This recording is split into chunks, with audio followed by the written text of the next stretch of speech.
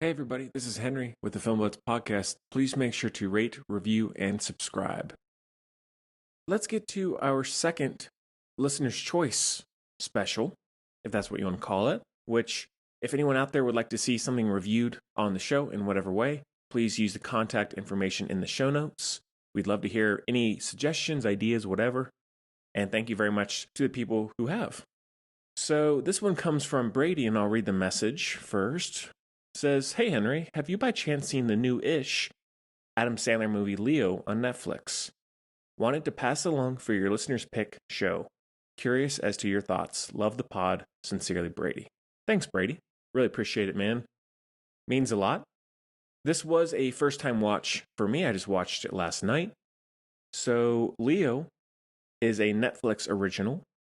It's directed by Robert Marianetti, Robert Smigel, and David Watchitime. Sorry if I said those names wrong. Stars Adam Sandler, Bill Burr, Cecily Strong, Jason Alexander, Rob Schneider, Allison Strong, most of Adam Sandler's family. And the synopsis is a 74-year-old lizard named Leo and his turtle friend decide to escape from the terrarium of a Florida school classroom where they have been living for decades. So I had heard about this one when it came out. I think it came out late in 2023, so not too long ago. Was curious. I like Adam Sandler a lot. Even his biggest duds, I will watch whatever he does. He just has that effect, I think, and he does on a lot of people, it seems. And I also like one-off animated films that aren't done by Disney or Pixar or DreamWorks. I like weird one-off stories, and they're not part of a franchise, at least not yet. So I was in some ways looking forward to it. I heard fairly mixed things, so I didn't really know what to expect. And with Adam Sandler, you never really know. Sometimes the quality is top-notch masterpiece, and then sometimes it's horrendous. But long story short, I thought the movie was all right. I thought it was passable. I think that it started off a little weak, a little slow. So it took me a little while to really get vibing with it.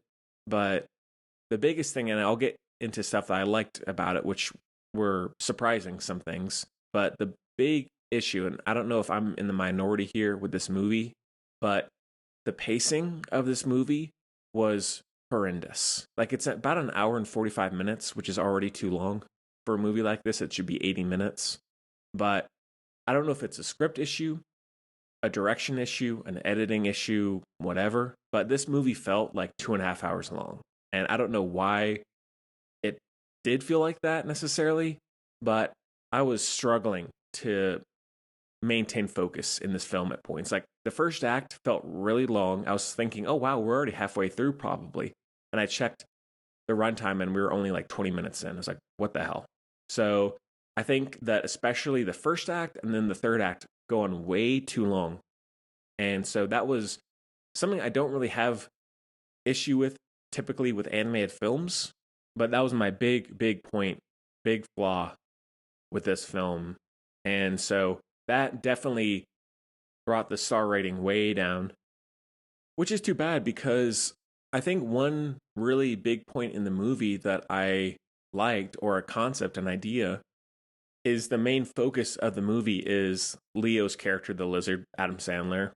And he's taken home by the different kids in the classroom, like a fifth grade class. And they all discover that he can talk.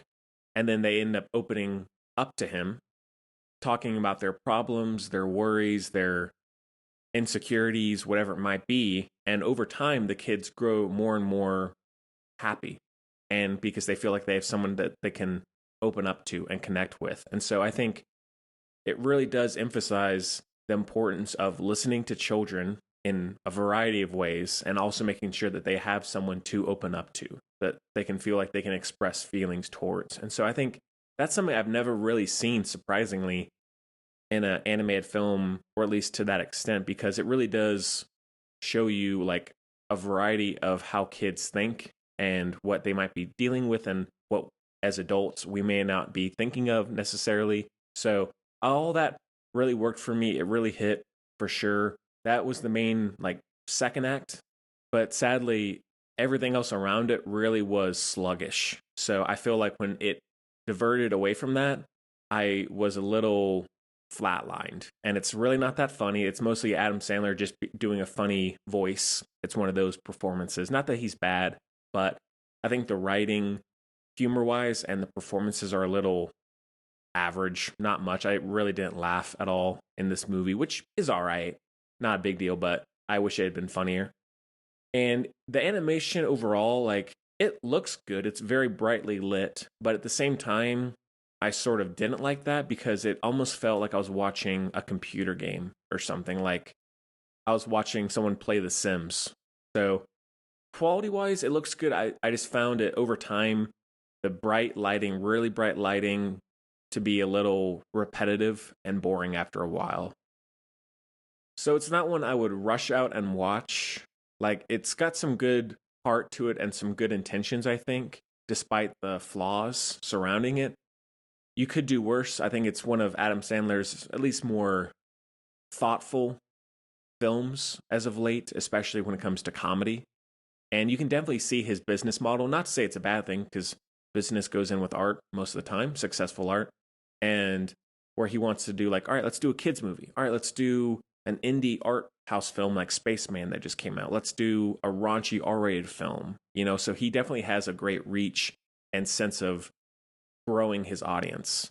And not that's not a bad thing. That's smart, really. So yeah, I would give it a look if you're curious, if you like Adam Sandler, if you like animated films. It's worth a watch. So thanks again, Brady, for the recommendation. Appreciate it. And again, as always, send questions, comments, suggestions our way for the listener's choice or whatever else it might be. Would love to hear from everybody out there. So that is a 3 out of 5.